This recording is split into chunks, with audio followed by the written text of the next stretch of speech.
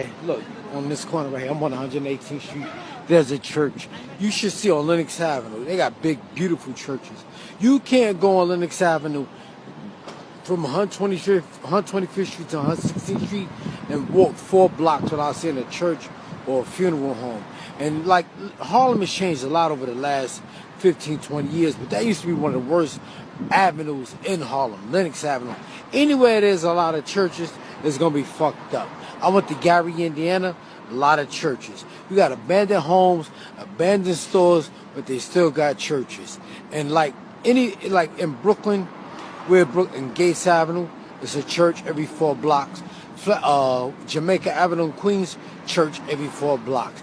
Anywhere you go, it's a lot of churches. It's going to be fucked up. And the reason being is because there's a direct link between crime and poverty.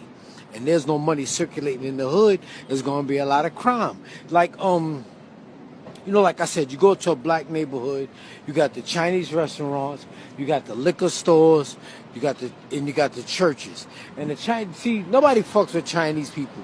You know, Chinese people be in the worst neighborhoods in America, and don't nobody fuck with them. And you got the churches take all the money. See, like Claude Anderson was saying, black neighborhoods are like a bucket with a bunch of holes in it. And the money don't circulate in black neighborhoods. The money don't go from one black hand to another black hand to another black hand.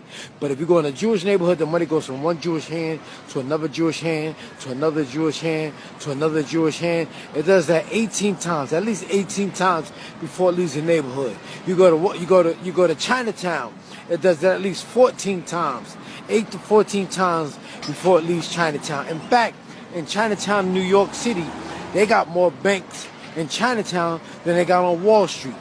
You go to Washington Heights, Washington Heights, up here where I stay, the money goes from one Hispanic hand to another Hispanic hand. It does that about 4 to 8 times.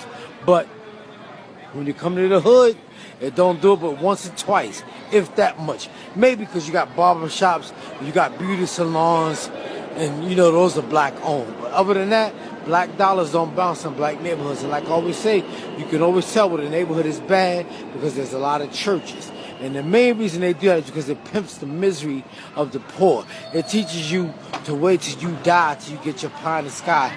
It don't teach you to get your shit now. But black people sitting around waiting until they die then to have it good instead of having it good now. And that's why black neighborhoods be fucked up. Real simple, y'all.